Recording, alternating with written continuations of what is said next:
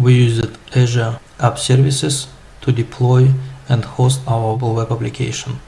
Now we can extend our web application with the access to database, which can be hosted as well on the Azure. For this, we need to create the database, navigate to SQL databases, add new one, give it a name. We use trial subscription, use existing resource group which has been created on the previous session when we created app services. Database can be blank or can be sample database, so we keep blank. And we need to create new server, and the name of the server should be globally unique. And this would be a server admin and also a unique name. We need to select cheapest option from the available. So we select the basic and we reduce the amount of data to minimum. Hit the create. These notifications from the session when we created the web application and deployed and published it on the app services in Azure. Hit the refresh. We would see this database. The database would be located on this server. We see connection strings, how we can connect to this database using this connection string. So now we need to modify the web application which has been created earlier, and here we need to add the entity framework. And then we would create the backend text for our database connection. Inherit from DB context. And we would have the entity product, for example. And we create the type product, which would have two properties. Product ID, which is key, and product name.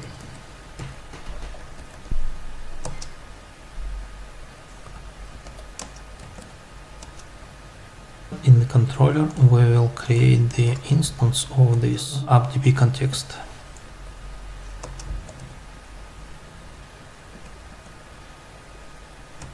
And we would also need to put the connection string here.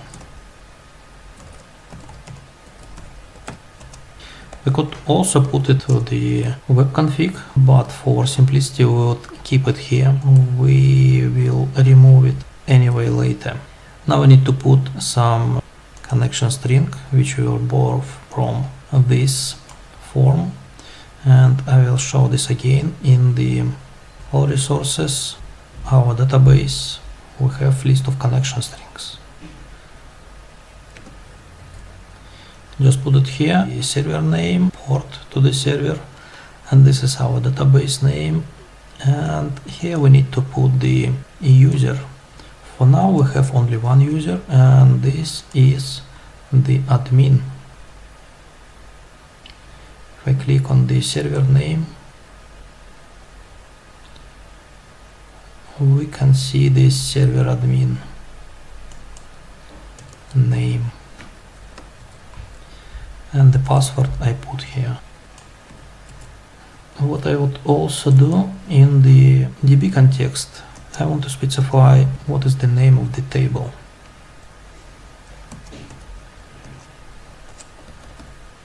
The table name would be product. It is not plural. We have in the product entity the key specified here. In this view, we can give the model with our products. We can create view model.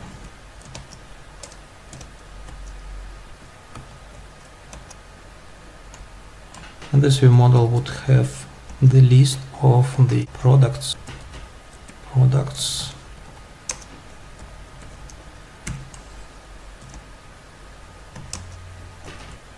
When we pass this view model to the view,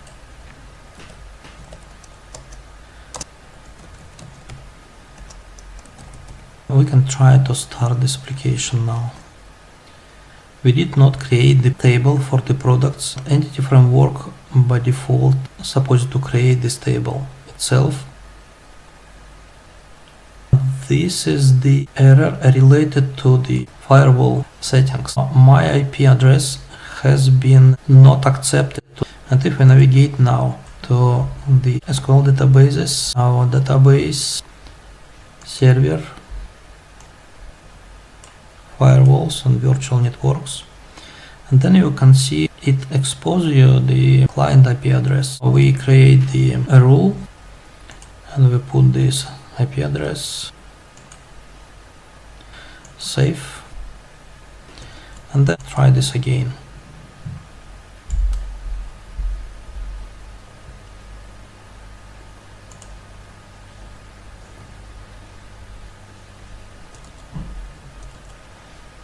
And now it works fine. So we can refresh and we have 0 products. To work with the database, we can connect to this database with some database management tool. We can, for example, use Visual Studio for this.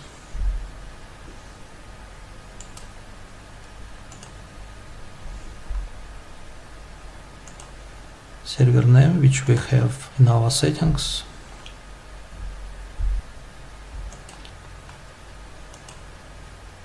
We need to change the connection not to Windows authentication but SQL, and for this we need to get this user, test connection, success, select the database, okay, and we connect it to the SQL server. We have a couple tables here, migration history and product, and in the product we can add some records.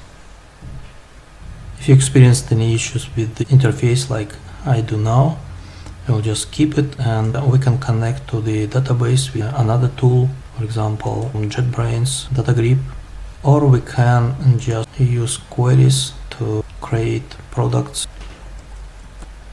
Product 1, product 2, 3. If we hit refresh, we have there are 3 products. And we have list of products. The next step I would recommend before we check in the code, we don't want to expose the server administrator and its password to the repository. Then we need to create user which has access only for reading. And we have new user. And then we need to grant this user the reading permits.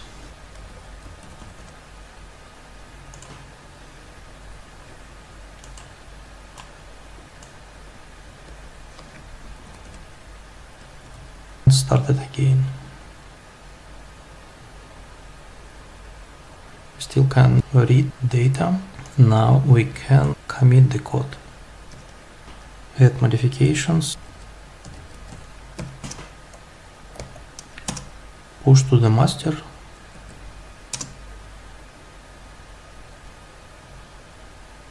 Validate if our not local, this application has the same access to the database.